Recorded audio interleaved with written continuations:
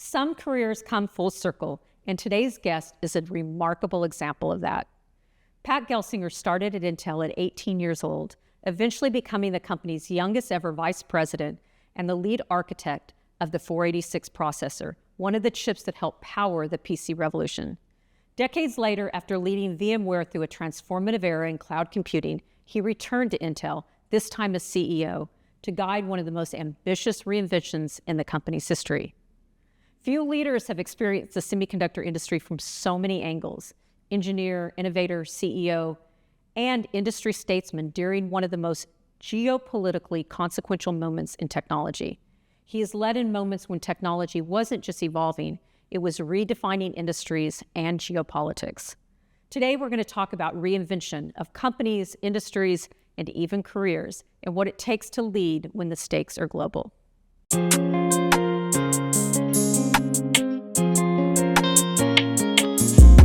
Pat Gelsinger, welcome to A Bit Personal.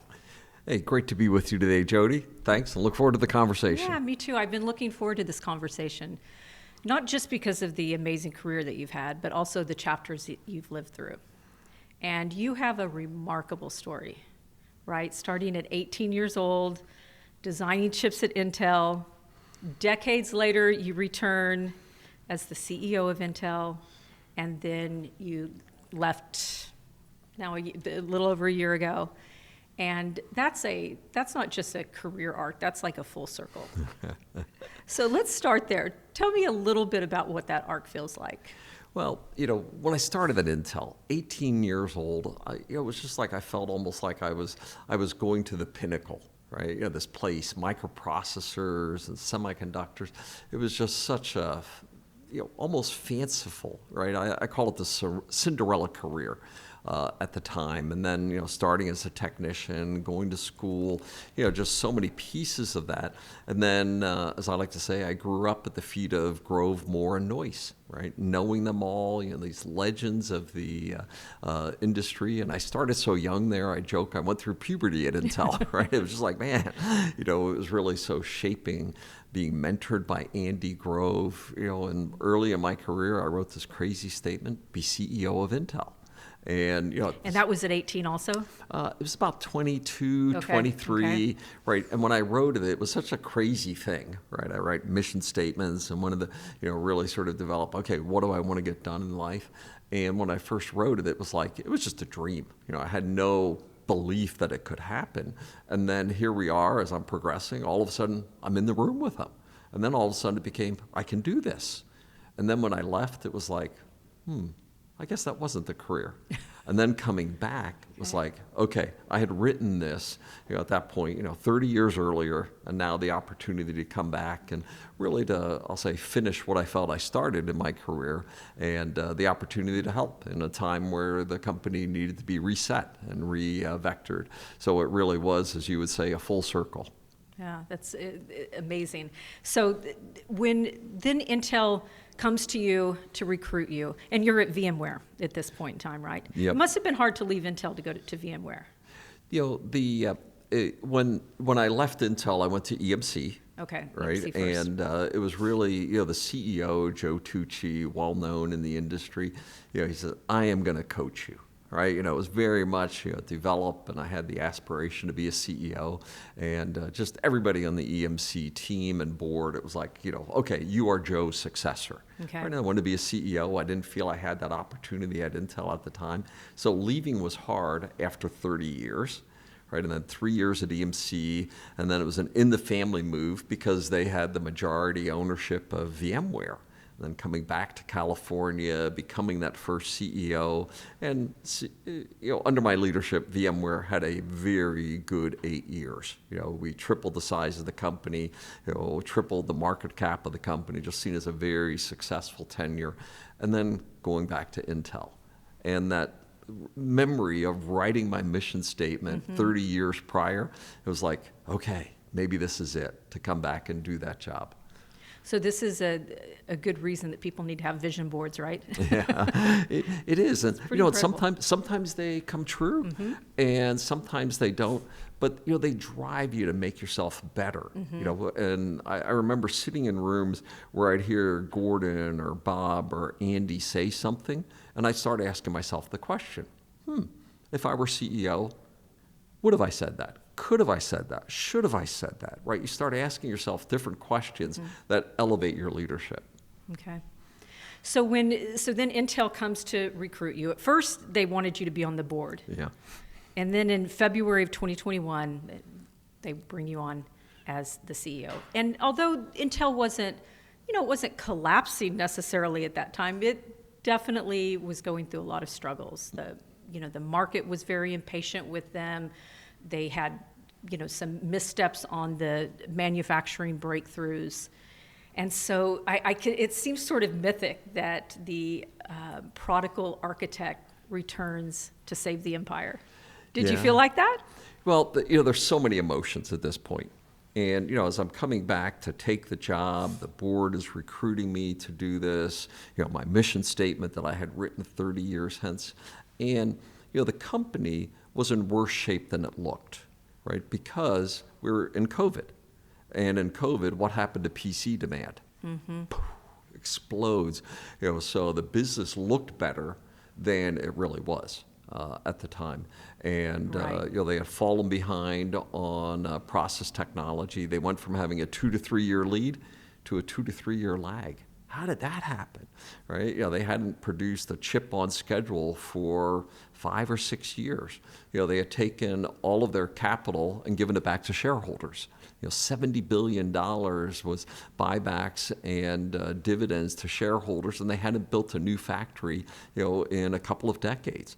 It was like, this is the preeminent semiconductor company.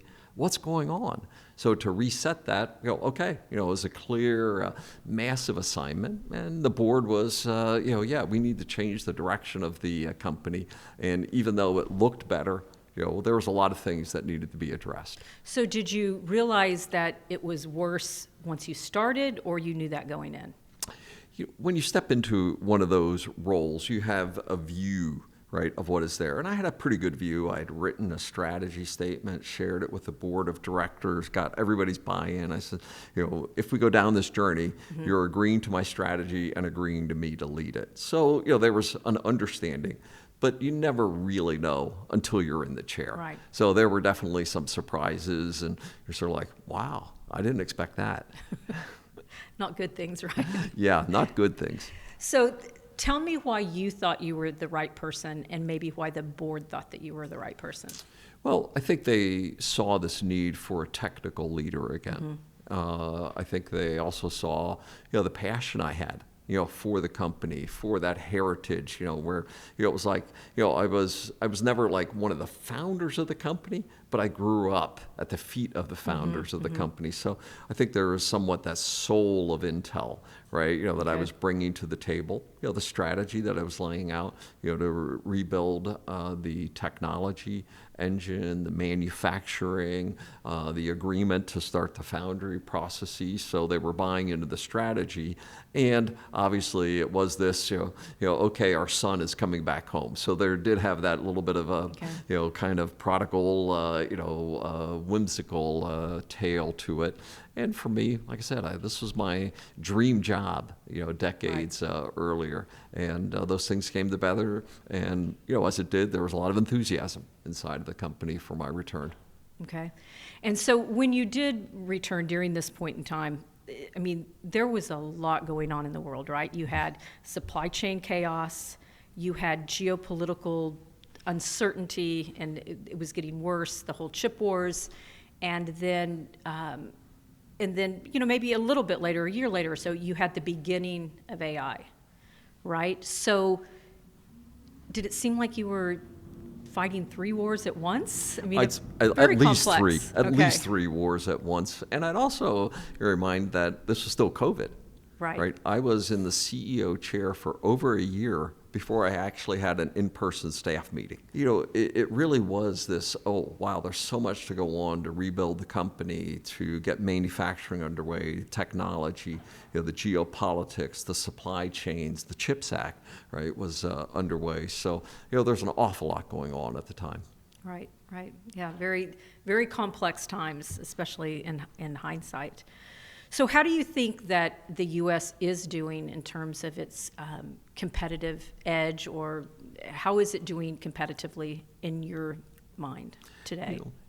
Better, not good enough. Okay. And, better. Okay, we're rebuilding manufacturing in the U.S. Big factories are going in, CHIPS Act. You've seen big announcements, not just, from Intel, but TSMC, the recent Micron announcement, Samsung, SK Hynix. So, investment is underway. Obviously, this administration is treating the CHIPS Act differently than the last administration. We just announced some of the key R&D projects like X-Lite, so getting that leadership position underway.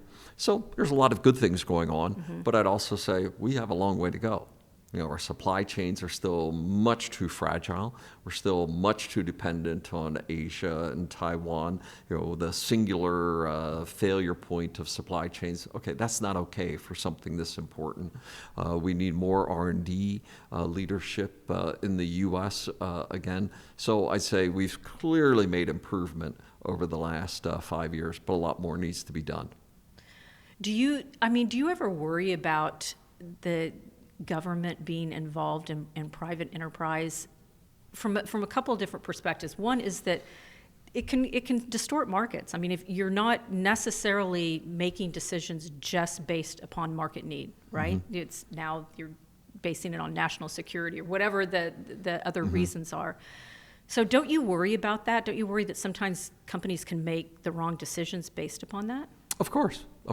And, I think there's always these pros and cons. And, as I think about it, industrial policy, what you're trying to say in industrial policy, this industry, right, is so important to our livelihood, whatever that may be. Maybe it's national security, maybe it's supply chain resilience, maybe it's associated with, manufacturing economics. But, industrial policy says that industry needs to accomplish certain objectives. Okay, how do I get those objectives done? And if we look at the semiconductor industry, there was never a vote of Congress 30 years ago saying, we just don't want to have that dirty, ugly, terrible semiconductor manufacturing in the U.S. Right? There was never that vote. However, there were votes for industrial policies throughout every Asian country to build those industries, to subsidize those industries, to create tax policies for those industries, to create industrial infrastructure for those industries. And 30 years later, guess what? They had those industries, right? So I'll say, industrial policy is around building the structure that you need to accomplish the policy objectives. And in this case, our policy objectives were, I'll say, undermined. They were deteriorated by high margin short-termism in Wall Street. We are not, as a nation, creating incentives for long-term capital-heavy industry investments, right? Period. So guess what happens to those long-term capital-heavy manufacturing investments? They don't happen here because no good CEO can possibly say, that's right, I'm going to build a factory that doesn't get an economic return for a decade, but it's the right thing. No CEO can survive those kind of decisions. So good industrial policy needs the right economics sitting underneath it. It needs the right objectives, the right regulatory support. All of those things need to be in place. And if that means the government takes stakes in some of those companies, I say that's a reasonable thing if that is the means to accomplish the objectives of industrial policy. And as you say, it isn't necessarily what a free market view would say is right, but we also saw that the free market view of our industry means we do all manufacturing in Asia. That's not okay. We need resilient supply chains, and our industrial policy objectives must accomplish resilience in our supply chains. Semiconductors are way too important for our nation, for our industry, for our security, for our world. They must become more resilient. And COVID showed us they weren't. Right. So it doesn't bother you that the U.S. government took a 10% equity stake in Intel? To me, I look at it and say, I'm okay with that if it causes more manufacturing, more semiconductor R&D to occur in the U.S. If it helps that to occur, then it's the right thing for the U.S. Government to do. And I say, them taking a 10% stake doesn't cause anything to happen. It's like, as a result of that, does it catalyze this broader set of industrial policy? That's the question. And I'll say, it could. Okay. Right? And so far, industry stock has responded well as a result. So clearly the market thinks it's helpful, but it really is, do we build more in the U.S.? Do we lead more in the U.S.? Do we have more R&D in the U.S.? That's the only thing that matters. Right. Well, it just seems like the Asian countries, they have a lot more continuity. And so for them to look out over the horizon of 10 or 20 years is much easier in the U.S. when it changes every 4 years. Yeah, and I think that is one of the things. And, the CHIPS Act was clearly a bipartisan act. So we're trying to create, that view that we're not susceptible to, CHIPS Act started under Trump 1. It was put in the law under Trump 2. It's, under Biden, it's being now implemented differently under Trump 2. So hopefully it creates more continuity. But, I think Chris Miller's book on chip war describes very clearly, these were decades-long industrial policy objectives by the Asian countries, and they succeeded. Right. So let's talk a little bit about when things changed at Intel, and suddenly, the board grew dissatisfied, and maybe the markets and investors, and certainly the narrative hardened, and you ended up leaving. So tell us how it felt to leave, this dream job, and maybe talk a little bit about what part of the vision that you didn't get to finish that you think you were really close to. Yeah. Well, it was a hard transition. It wasn't what I had in mind at the time. I wanted to finish the job. I had always said it was 5+ years to get it done. And when I was given less than 4 and I saw that part of the pieces were coming into place, that was difficult. And clearly today, I've, gone through, my own personal views, of that. And I'm at a great place. Right, the things I get to do with family, my faith, my philanthropies, my deep tech investing, I am in a great place. But I also look back and say, why did those things happen? And clearly seeing, for instance, some of the foundry objectives, seeing 18A, when Intel announced some of the chips coming on 18A, their Panther Lake announcement. I took great pride in that because those are things, I had worked years on making those things work and getting Intel back competitive in process technology and, 18A, 5 nodes in 4 years. Those were my strategies and, that we're leading. And here we are, a year plus later, the strategy hasn't changed. So in that sense, the continuity of what I began has continued, really unchanged since I left. Would have I liked to be finishing it? That was my goal, but I'm in a better place today. So I don't have remorse over it, but that was a difficult day. I had worked for 45 years, and all of a sudden I'm not in a leadership role in a major company. Wow, that was jarring. So it was like, okay, what is next? And God clearly has brought me to a place that I'm thrilled by the things I can be influential in, and I can influence so many more things today. Right. So, it's interesting because, many of us avoid going after our big dreams or the moonshot, as you call it, because of fear of failure. It's a very natural instinct to protect yourself and not to take some of those risks. So what advice do you have to people? You lost your dream job on public stage in the spotlight, and you survived and you're in a better place now. So what can you do to encourage others that when they're facing difficulty, still go for it, go for your dreams? One is, I always want to put myself in, and I advise people that you should have visions bigger than yourself, right? And particularly in leadership roles, when you have a vision bigger than yourself, it's empowering for people to come around you, right? Hey, we're here to build a great business, but let me tell you what we want that business to accomplish. That just creates this deep commitment, this alignment of objective, almost this missional, right, fervor, right, that emerges. And I'd say, live your dreams that way. And if you're waking up tomorrow, being conservative, not taking those risks, not, I'll say consumed by something bigger than yourself, you're not doing everything that you can do, right? Everything that you're, now that can be very uncomfortable, right? One of my friends always likes the phrase, how you can tell a pathfinder? By the arrows in their back, right? Sometimes you get criticized and so on. You go through a tough transition like mine, it's sort of like, wow, markets aren't necessarily kind on those things. Often people driving turnarounds are not the people to finish turnarounds.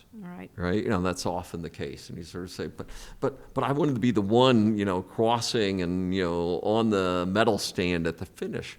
Most businesses don't have medal stands, right? It's not like you just, reach a finish line. They're, always passing the baton, to the next. I also say, to those people, seldom do we grow. Seldom do we mature in success. It's when you're in change, challenge, failure, that's when you grow. Because you're looking, okay, what could have I done better? How could have I done that better? You spend time really ruminating on all aspects of your performance, and that's where you grow. When you succeed, I was pretty good, wasn't I, Jodi? Right? You don't grow in success. Right? You grow when you go through those hard times, and that's really where you mature. You don't wake up in the morning and say, God, give me a really tough day today so I grow. But you actually realize, God, thank you for giving me the tough days, the tough times, the tough transitions, because that is where I grew. One of my mentors says, Pat, have you said thank you for taking you out of Intel? And I said, that's hard. But I've gotten to the point that I can say, yes, thank you. I'm in a better place. Not the place I thought I was going to be, but I'm in a better place as a more mature, more capable, with a lot of new learnings on me, and a much bigger platform to influence than I ever had before. So what are the 2 or 3 things you're most excited about that you're working on now? Well, obviously, one of those is Gloo, building a We're at Gloo right now. Yeah, at the Gloo headquarters, building a technology platform for the faith ecosystem. And the faith ecosystem is over $1 trillion of economic impact, and its technology is lousy. Every time you give a donor dollar to your church or to your charity, it's a bad dollar. Right? Because their technology is so bad. So creating, the technologies that make that dollar not $1, but make it $1.10 or $1.20, right? So that's something that I'm quite excited about. And I've been, giving philanthropically for decades and seeing the weakness in technology of the faith and flourishing community. So that's exciting to me. And then obviously my deep tech investing, I'm working on some of the hardest, most interesting, most compelling, technologies of human history. And that's pretty compelling for a guy like me. Yeah, I get it. So we'll wrap up this portion. You talked about some of the things that you accomplished at Intel and those being carried over. So 2 questions with that. How do you think Lip-Bu's doing? And secondly, what are the 2 or 3 things that you're most proud of that are being carried over? And I know that one of them was the Foundry strategy. Well, I just saw Lip-Bu recently, and he was quick to remind me that, we haven't changed your strategy, Pat, right? So in that, I will say the first and at the top of the thing, okay, he believes in the strategy. He's continuing to execute the strategy. And I just appreciated that he recognizes, okay, that I'm continuing what we started together. So, that was quite gratifying. And, I'm just so proud of the teams there because this has been hard.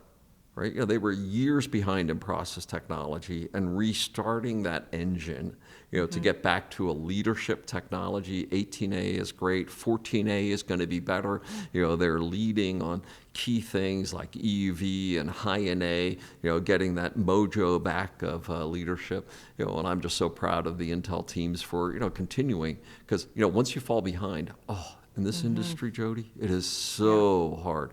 so deeply difficult to get back, right, in the front, and I'm proud of the teams for doing that. Right, it's better almost sometimes to start over, right? Than to try to rebuild. But, as we know in process technology, logic technology, boy, these are, projects are decade long, right? And when you fall behind, catching up is so difficult.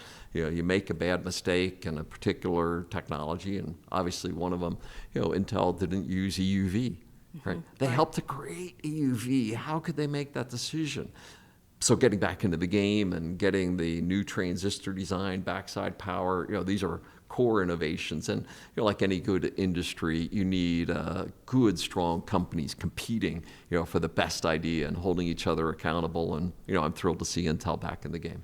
Most leaders know what they want to achieve. What they don't always have is a clear view of what's happening right now.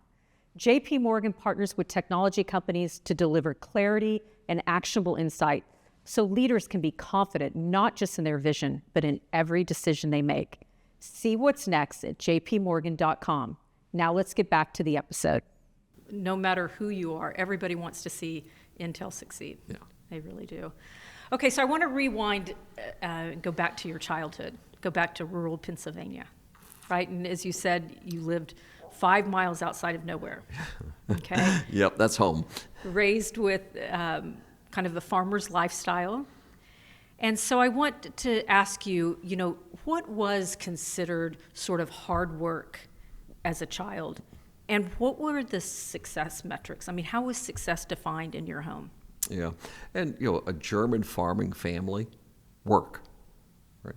And you didn't get complimented. You had the opportunity to work more, right? Just very, ingrained. A lazy day, you didn't have to get up to milk, right? You could sleep until 5. You didn't have to get up at 3:30 to be out milking. That was the lazy days, right? And you're out in the farm working, starting at dawn, right? And you work all day. You're ravenously hungry by the time you get in at night, and then you're so tired you just collapse and go to sleep. It really is those long hard work days, and it wasn't that you didn't have fun, but the fun was sort of in the work. As well. Growing up as a kid, I always thought I was going to be a farmer, but my dad was number 9 of 10 kids, and my grandfather said, there's enough farms in the family, just work with your siblings. And as I was growing up, it's sort of like, I'm going to be a farmer. And then it's like, well, my dad doesn't have a farm, so I have no farm to inherit. And then it was always, what next? And my parents, both of them were 1st through 8th grade, one-room schoolhouse educated, never had the opportunity for high school, much less college as well. So growing up, it was get your PhD. I don't even think they knew what a PhD was, but get it. You need to be educated. Okay. They forbade us. So that was emphasized, even though wasn't tradition. Oh, yeah. It was, and that opportunity for education. Both of them grew up speaking Pennsylvania Deutsch, a low form of German. They forbade us to do that because that was the poor farmer's language. You will learn English. You will go to school. You will get educated. So deeply ingrained in us. So, then when the opportunity to, take a scholarship exam, skip my high school years, go into technology, they were super excited, super supportive of that to really, I'll say, leap out of the farming community.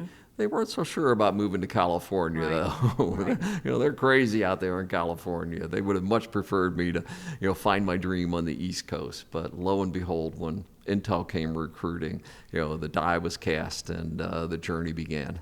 So how did you even know to study that in school? I mean, why not? I mean, you could have studied literature or something maybe more common. Yeah, and it was somewhat accidental. I started to work in electronics, taking things apart, trying to put them back together, and, went to a program, Berks Votech, as it was called, where, I went in the electronics technician thing, doing some electrical wiring and, blowing fuses at my house, trying to make things work. But I'll tell you, Jodi, the first time I touched a computer, I was hooked, right? To me, that was just like, I'm not sure if the heavens quite opened that day, but it was just like, Close enough. This is what I want to do. right? Where the first time, and I remember it was one of the early PDP-4 or PDP-8 machines were doing it. We had some punch card things. You could write teeny programs, a little single board, 4-bit and 8-bit computers. Oh, I just fell in love, right? And that began the journey. And then the idea of coming to Intel, wow. They're inventing the microprocessor there, right? And when I was given the opportunity to interview with Intel, I felt like I was going to the holy of holies, right? Right? Designers, they don't even touch the ground; they just float, right? To me, it was like such a great honor to come to Intel, even though I really didn't think I was going to land there. Right. So at 18, I mean, most of us weren't doing things like joining Intel and designing chips at 18. There's no proof of what we were doing, thank goodness, right? But maybe not that. So, I mean, you talk about your parents encouraging you, but were you running towards something or running away from something? I was running toward, right? For it. I was a little bit bewildered. I always thought I was going to be, inheriting the family farm. That wasn't going to work. I liked working on the farm. I liked working with my dad, right? So it was a little bit bewildering that I wasn't going to do that. But like I say, when I started to study electronics and computers and touch it, it was like I was so hooked. It's like, okay, I am running to this. This is where God is calling me. I'm good at it, and I'm going to make a career here. I always thought I'd go back to the East Coast in some fashion. So when we started to make a family out here, it's like, okay, we're West Coasters. We'll be here forever. So did anybody else in the farming family from the other 9 children, did anyone else take any sort of similar path, or even in the community? They're almost all farmers. Okay. We have cow farmers, chicken farmers, steer farmers, right? In the family, most of them are, in some form of agriculture. Some have wandered into business and other things, but, let's say I was the blackest of black sheeps by far, right? So they must be, I mean, the whole community, and you said your mother's still alive, so they must be very proud of you. I was given one of the first Hall of Fame awards at my high school, and nice. In local newspapers and whatnot. And, it feels good that way. Right. But also, they just really don't understand. Right? At least when I was working on chips, I could show my dad what I did. He didn't know what they did, but, okay, I can hold it. This is what my son does. When I ran VMware as a software company, he couldn't even show people anymore. What is software? How does that work? But, clearly seeing the significance of one of their own, taking on major leadership roles in the industry in the world, it was a very proud moment, and I feel extremely supported by, my hometown and community. In fact, I'm arranging to go speak at my childhood church, right, nice. Later this year. My sister is now the music director at the church, and so a little bit of enthusiasm for the prodigal son coming home and that's really cool. Preaching in the church. So it's going to be great. Okay. So let's switch and talk a little bit about faith. I mean, you're very outspoken about your faith. You talk about basically being a pastor within the workforce, right? You've spoken about that. So it must be very hard to be a practicing whatever religion it is and in a leadership role, because you can easily alienate employees. Some employees may feel like that they have a leg up with you because they're more aligned with you religiously. So how do you handle that? How did you handle that, and how do you handle it today? Yeah, so many learnings on the journey. Some I handled well, some not so well in journeys. And I always, maybe some of the summary, points and a few stories to emphasize it. One is the more winsomely engaging you are about other worldviews and other faiths, the more you get to represent your faith, right? What do you believe? Why do you believe that? Well, this is what I believe, right? Right? And you're trying to be this, person that is entirely engaging, right? Entirely yourself in the workplace. Because, like some of the, diversity conversation, bring your whole self to the workplace. But, for, 70+% of Americans, their faith perspective is one of their top 3 most important things. And if I don't let you talk about faith in the workplace, Okay, that means 70% of Americans can't talk about one of their most important attributes. So there is no diversity, there is no inclusion if you can't represent the most important things. Okay, it's okay to talk about family, right? It's okay to talk about my sports teams, but not about my faith. Of course we should be talking about who we are in the workplace. Of course we should be concerned about, okay, it's Ramadan. Okay, am I making it okay for my Islamic friends to participate in Ramadan in the workplace? Have I done things that may, create discomfort in other, worldviews, other, sexual views, right? And when we think about Christ, my Savior was the guy that went to the woman at the well in Samaria, right, crossing every social line imaginable. I need to be making it okay, right, for them to be. And in some cases, Christianity has been known for what it's against, not what it's for, right, in that. And, as a business leader, you need to learn to navigate that, right, being careful the things that you speak about, right, and being wise, right? Jesus said, be, wise as serpent and tender as doves, right? Okay, we have to bring all of those things to the CEO role. But I've also, I'll say, learned that that's one of the most empowering things of leadership. That if I make it okay for everybody's view, and I can be very clear about my view, it becomes empowering to the workforce. Not disappointing or difficult. Not easy to get there, but to me, this has been some of the greatest joys of my leadership.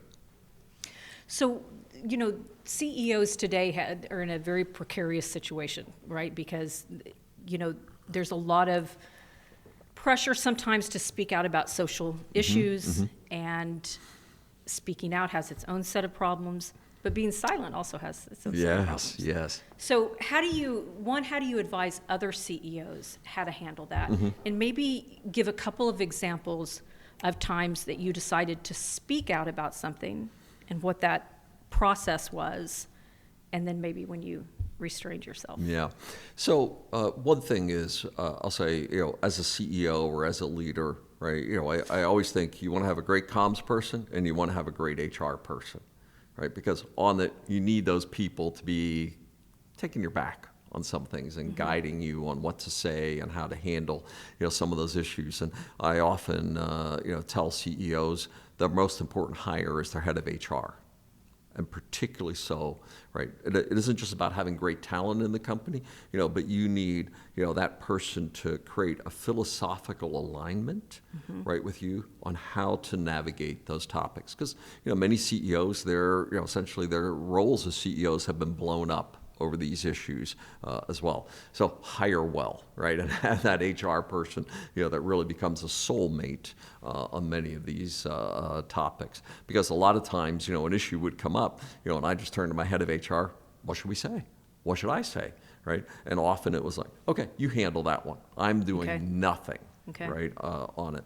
I also said that, you want to be defining things through your care-abouts as a company, right? Because there's so many things that you're being asked to speak on. Everything from local community issues to national topics to international topics, right? And you just want to say, hey, these are the ones that we care about as a business. And then you want to speak about everything only through those care-abouts. And I'll just say, the last thing I'd say for leaders in it, have good wisdom. Right here, right? And you need people that you can pick up the phone. I don't know how to handle this one. Wait, get on the phone to have good mentors. And one thing I've spoken, consistently through my career, you want to have people that just give you good advice, good wisdom on these hard topics. Because no matter what you think you're ready for, you're not ready. Right. There's just going to be stuff that comes up, right? And you never want to be in a hurry on how you respond as a leader. Okay, I'll get back to you in a day or two on that one, Jodi. And then as soon as you walk out of my office, in a panic, I start calling my mentors, right? Just so that you now have really had time to be wise on how you respond. But as a man of faith, you must have different requirements. You must have an inclination sometimes to speak out about things just because of that. Yeah. And, by the way, that's often where your head of HR comes in help, Okay. right? Because I can't be seen as the conservative Christian CEO. I have to be seen as the CEO of the company who holds deep personal faith beliefs as well.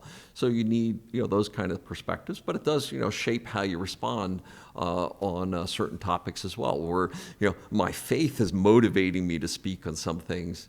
But I too need to say, no, my job as the CEO is to be the CEO. It's not to be, the faith leader. It's to be the CEO leader. I'd also say on geopolitics, CEO should be neither Republican or Democrat, because you have to succeed as a leader under administrations that will come and go as well. So maybe you lean a little bit left or you lean a little bit right, but you need to stay in the fairway, right, to lead your business well. Right. Yeah. No, that makes sense. So. I want to switch to and talk about a little bit about technology. Wait, one more question on that kind of leadership and faith. Is that I've talked to a lot of CEOs about the idea of how really lonely the CEO position is, right? And especially when you have to make really tough decisions. So tell me, maybe give me an example of a really tough decision that you had to make that felt very lonely. Well, I'd say some of the people reductions are some of the hardest ones, right? Where, turning and saying to 10,000 people, many of them you might have known for decades, right? That you're going to do a reduction, right? And those feel pretty lonely, right? And it doesn't matter how long you've done them, how many you've done, but when you have to turn to people that you've worked with for decades and say your services are no longer required here, knowing that you're impacting families that you might have known for decades, right, in communities that you might have lived in for decades, that's pretty lonely, Jodi. And I'd say if that ever doesn't hurt when you do it, okay, it's time for you not to be a CEO anymore. You don't have any, right? You don't have any soul left, right? Get out of the chair. You've just become, a robot to Wall Street. It should hurt, but at the same time, as a leader and as a Christian leader, I am called to excellence, right? I'm not called to be good. I don't work for the board of directors. I work for the Lord Jesus Christ. I am called, to be an excellent leader. But if the business isn't healthy, then I can't give jobs to everybody. Right? And in that, your objective is, I want to create a healthy business so I can give jobs to as many as I can, service my customers well, be influences in every community that I possibly can, right? And I have to make hard decisions. And if you're not ready to make hard decisions, you don't belong in the CEO chair, right? Because that is part of the job. And then, as I said, you just want good mentors around you. Right. Help. Give me some good advice, on this one. And you don't need to be in it, right? Sometimes you can call your board, sometimes you can't call your board, right? As well, because you're dealing with questions. Well, how should I navigate this with my board of directors, right? As well. So you need some, good voices outside of your board, people who've been in the chair and guiding. I've had some great conversations over the last year, right? Where, a number of them have called me up. I had one who, recently called me up. He was interviewing to become the CEO of a well-regarded company, one of the, the top in our industry, and he was interviewing with the board, right? And he says, when I gave him some advice from my, time at Intel, he's like, oh, Pat, that's so good, right? Tomorrow I'm in the meeting. I couldn't have imagined not having, some of that input before, tomorrow's interview with the board about him taking on the CEO role. You need those voices. You need those people that you can just say, come here, give me some advice. Don't always take it, right? But you need some different perspectives, because it is a challenging, lonely, but also extraordinarily fulfilling job. Over my career, I've probably had 350,000 people that have worked for me. Wow. Right? It's just stunning, right? In that sense, how many people, families, communities that you get to influence. It's an honor to be in a position of leadership. It's a joy, it's a privilege, but it's also hard. Yeah, big impact for sure. Okay, so let's talk a little bit about technology. So today we're at the sort of cusp of an inflection point in computing that we've never seen before. And maybe in human history, right? I mean, maybe that this is not only just a shift in computing, but a shift in human history. We'll see. So tell me a little bit about what you think about this moment in AI. And is it as big and world-changing as we think it is right now? Yes. Simple answer is yes. And we're in maybe the first inning of the AI game. It will be, a couple of decades, I think, that we'll still be realizing this extraordinary pace. Now, part of what makes it so big is that it gets to build on everything we've been doing over the last 50 years. It didn't have to create the first semiconductors. It didn't have to create the first computer. It didn't have to create the first personal computer. It didn't have to create the networks, right? It didn't have to create Wi-Fi, all of those things. So part of the reason it's so big is it gets to build on all of those. Okay. How can we have, 500 million people on ChatGPT within its first few weeks of release? If I would have had to wire everybody up, right? Okay, we would have been here for 2 decades, right? But the fact that everybody was already wired up, that 65% of humanity already has a Wi-Fi connection today, something I helped to create, okay, that lets this one be so much bigger, so much faster, right, as well. So we build on the shoulders. I haven't heard it explained like that, and it's an incredibly interesting perspective. Yeah, and by the end of the decade, we'll be at 90-ish% of humanity will have a persistent connection to the internet, right, with reasonable embodiment of cloud services behind it. So literally, AI will have the reach of 90% of humanity by the end of the decade. That is extraordinary. Right, so and the technology is moving fast. I sort of view that things were sort of getting boring. Right, we add some more cores. Right, we have a few more cloud services. I add a third a camera to my iPhone. Boring, and then AI hit. Nothing is boring anymore. Right, we're challenging our thermals, building new data center structures, challenging memory architectures, I/O architectures. New models being emerged, right, of how we represent knowledge and information. Right, it's like, wow, this is such an extraordinary period as a technologist where the entire computing stack is getting rebuilt in front of our eyes. One we just had Ayar Labs, right, our co-packaged optics, and I said 20 years ago I predicted the death of copper. Right, I'll eventually be right, Jodi. Right, because but essentially we were just incrementalizing copper, and all of a sudden with AI, we can't incrementalize anymore, right? It's just exploding. We're building new types of devices with superconducting. We just had Snowcap in the Wall Street Journal this week. This is one of your companies. Yeah, one of my companies at Playground. Is thrilling. We're on the cusp of having the first useful quantum computers, right? As well. We'll be able to start computing with quantum, classical, and AI, what I call the Trinity of computing. Is nigh upon us.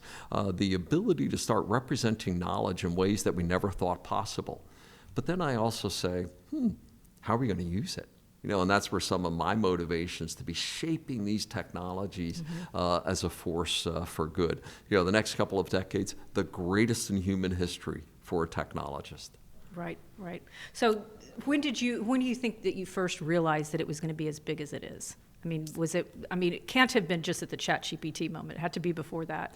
Yeah, and I think a lot of people were surprised, for it, and I too was surprised. Okay. You saw something was going on, 5-6 years ago, where all of a sudden these, language models, some of the deep, learning, all of a sudden we're able to start doing things that, wow, that's pretty good, and I do think, the first time that, personally I saw some of the language recognition, things going on, it's like all of a sudden it went from, where, if I was labeling the cat image, it could now tell me it was a cat, with some, and if I labeled the things, sometimes it got the gorilla, right? Sometimes it got the man, it was sort of like, okay, these are pretty bad yet, right? And then all of a sudden they started to get pretty good. Right, and we were able to start, seeing things like language recognition, image recognition, image generation, So it was about 5 years ago. It's like something is really different. We're crossing a threshold, and then obviously the attention paper, all you need is, attention, and, everybody was sort of seeing that occurring. You were seeing like NVIDIA's revenue of the data center, they're no longer a graphics company, right? So all of these early, signals, and then of course the ChatGPT moment, it's like, okay, now, 6 billion people know something has changed. Right. But, I had lived through multiple AI winters, right? I remember when I was designing the 486, my marketing person said, we're going to make it a great AI chip, right? That was in 1987. Wow. Right? When I first started to study some of the AI algorithms, some of the hidden Markov models, some of the early languages like Lisp and so on that were sort of the AI languages, of the day. And like so many great technologies, Jodi, they're like overnight 40-year successes. Right. Right? Where all of a sudden they get to some point of maturity, and the utility of their application, okay, things have changed. But there's 40 years of research that they're building on, right? And that to me is the exciting thing about technology, because you get to root around in that research work that's been going on for decades, sometimes at universities, sometimes at national labs and other places. And all of a sudden the pieces come together, like we've seen with AI, where wow, we can now do things we couldn't ever imagine before. So yeah, it gets pretty exciting to think about AI, and especially when I speak with leaders like yourself, and just all of the things, all the ways that it can make our lives better, including someday in biology and medicine. But there's also a lot of risk, whether it's the fact that our chips will be used in weapon systems, they'll be used in surveillance systems. And you've spoken about how that technology is neutral, but the question is it really? I mean, don't you have a lot of concern about these things? And then I will ask you a bit of a trick question, and that's, what do you think of Anthropic's decision to cease their relationship with the Department of War? And, I really do think of technology in its essence, and I look at it as a technologist. It's neutral. We can use it for good or bad, right? And it's just like every day, how do we as technologists, and particularly myself as a faith-oriented technologist, how do I make it for good? Gutenberg was a crazy inventor. Martin Luther came around and changed the world, right? And to me, it's sort of like, okay, how do we find the Martin Luthers who are taking the Gutenbergs and creating things that truly are changing history, ending the Dark Ages and creating the Renaissance. Those are the moments that we get to have. And we look at some of the technologies, like, I look at social networking. And imagine that you look at social networking and say, the probability, of child abuse goes up, right? The probability that, social community decays, that test scores decline, that people have, increased risk of suicide and disengagement, right? That's not good. Right? We let social network undermine our values as humanity. Right? Even though it's called social network, it created exactly the opposite, right? As well. AI is so much more important than social networking. It's embodying our knowledge and our values in the underlying models, that we're creating. Let's make sure it's good, right? And I do think there's the need for proper discourse.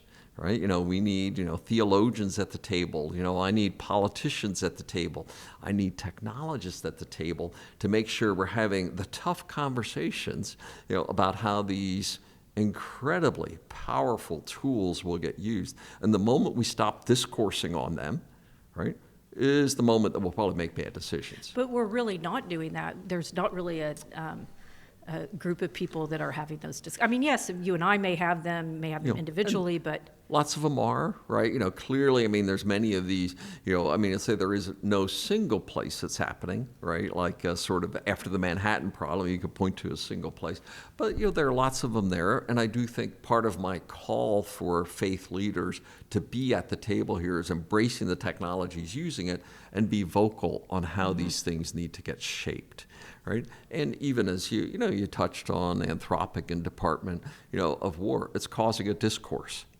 right? And I do think in that sense, both sides to me, taking extreme positions when you can't get the business deal done, it's usually both sides were wrong, right? But when you look at this one, it's like it's forcing a real discourse on how that technology will be evolved. So in that sense, I think it is raising what I think is a super important topic. How will we control these things? What will be the limitations thereof? What are the safety requirements? When I see announcements from OpenAI on erotica, not okay. When I see Anthropic say they can't even validate the models, right, to their own standards, not okay. Right, the technology must be mature, must be tested, must have, I'll say, questions asked against it. When we recently released the flourishing AI benchmarks from Gloo. Why? Because we want to test the models on human values. The flourishing project done at Harvard, Baylor, and Gallup, is a great embodiment saying, what is humanity? What do we value? Now, let's turn them around, put them into real benchmarks, and test the models against it. Because that's going to cause us all to say, oh, I'm getting a crappy benchmark score. How do I make it better? Right? And those are the kind of things I think will drive AI to become better. Okay. So so with social media, for example, social networks, as you were calling it, the internet, again, has done a lot of good. That came out of the internet. Do you think that the people responsible for that should be held accountable? I mean, like the Mark Zuckerbergs of the world, or, hey, I created the technology. Once again, how people use it is up to them, and it's not really meant to be used that way. So what's the responsibility of the technology leaders? Yeah, absolutely, it should be held accountable. Right, for it. If they're right, just like we would say, the car must be safe on the road. Right, the car maker is responsible to give a safe car for the road. Right, before the drug gets released, we have to pass FDA testing. Right, as well. Of course, they're held accountable. Right, if there are consequences. So absolutely, there should be accountability. And the 230 laws, net neutrality, somewhat devoided accountability of the social network providers. And that helped the internet to emerge, but it also allowed for I'll say the behaviors of some of those companies to not necessarily be accountable for some of the consequences. I helped create the net neutrality laws. Right, I helped co-author some of the earliest versions of it. So, I have a lot of, on the one hand, it was really good for a phase of the internet, but I do think it undermines some of that accountability, for it. So I think for any of these extraordinary technologies, we need policymakers at the table, the political understandings, faith leaders at the table, because what do? They study, ethical questions and values. Right, and every one of these needs to have those influences shaping how the technology is good. And for that, of course, what do you use, right? And if we're, the economics become the only thing deciding, and there are many, parents and families now who, are turning it off, getting more involved, and limiting those things. The court of popular opinion matters as well, and the global community that we work to serve. Do you fear any particular type of technology that comes out of AI that could be analogous to social networks? Well, I do think, AI will change social networks, right? Social networks will essentially dissipate into a chat-like experience going forward. So, fundamentally, all of, how you search the web, how you use the internet, et cetera, I believe will be seen through a chat-like interface going forward. So, the greatest risk, to the social networking companies is AI. Okay. Right? Because it will redefine the human experience with computing. One of the things I like to say about AI is maybe the most powerful consequence will be, for 60 years of computing, humans have been adapting to computers. With AI, computers are adapting to humans. I talk to them, I reason with them, right? I hear, I see with them. I have a neural network in my hearing aid, right? They're becoming part of my experience, and it will totally usurp, right, how I think about, typing in a Google search. That will be gone in the future. I will just speak, what was the last thing Jodi wrote? Tell me about the last interview. Summarize her views on this topic. that's very different than, me spending time. It will redefine the human experience. So I really do see it as the opportunity to fix social networking. Okay. But it also has the risk of, if we're presenting erotica and, social extremism and so on, all the things that social networking enabled, it wasn't good. Right. And we're at that cusp that we get to shape it as a force for good. Because I believe some of the AI things was just meeting with a company this morning that they're able to deduce new signals to improve the detection for, the neurological disorders, right, earlier and better than ever before. Okay. How exciting, right? The ability for social engagement for elderly, maybe the most important thing to preventing people from acceleration of neurological decay. How exciting. The ability for us to address the tail languages, as they're called, the under-resourced languages, the other 6,000 languages that we haven't solved, where almost everybody in extreme poverty lives. Wow. Will AI increase the gap between the haves and the have-nots, or will AI be used to close the gaps and lift every human out of poverty? Those to me are the things we get to shape it for good. Right. Yeah, I mean, again, when I speak to people like you, it's very easy to get excited despite all of the gloomy scenarios out there. Okay, so I want to end by a few questions back to you personally. So how do you want this industry to remember your contribution? Well, I wanted them to see the impact of the technologies I worked on and the people I helped to shape. Okay, very good. And what about your family? How do you want them to remember you? A fun little story. When my granddaughter plugs in her USB stick, she says, "Thank you, Papa." And, families are wonderful things. They're the ones who hold you accountable to who you are, but they're also the ones that get to honor you in the most wonderful of ways. And I just pray that all of my kids, my grandkids, become influences in their communities and through our philanthropies as a family, that they're touching people for eternity. So maybe give some advice to either executives out there or aspirational executives on whether or not you can really have a balanced life and find meaning with family and friends and hobbies and be successful. Yeah. Is it possible? Juggling faith, family, and work? Absolutely, you can do it. But it takes extraordinary discipline, because your priorities only matter when there's conflict. Right? If everything's going great, great, I'm at the kids' games and someone like, it's when it gets hard. Okay. Right? And, are your priorities faith, family, and work, or work, family, and faith, right? And those are the decisions you have to proactively make, right? Otherwise, you'll end a great career and you'll have no family, faith, and purpose left. Right. Okay, makes sense. Okay, so we're going to do one last thing. I call it the last tape out. So I'm going to just ask you a few questions. Okay. Whatever comes to your mind, okay? First. Okay, so if you could download one human quality into AI, empathy, resilience, or humility? Humility. And why is that? Arrogance breeds, right, confidence. Hallucinations are AI models, believing they're right and they're wrong. Okay. So if you had to be 25 again, would you like to be 25 today or when you grew up?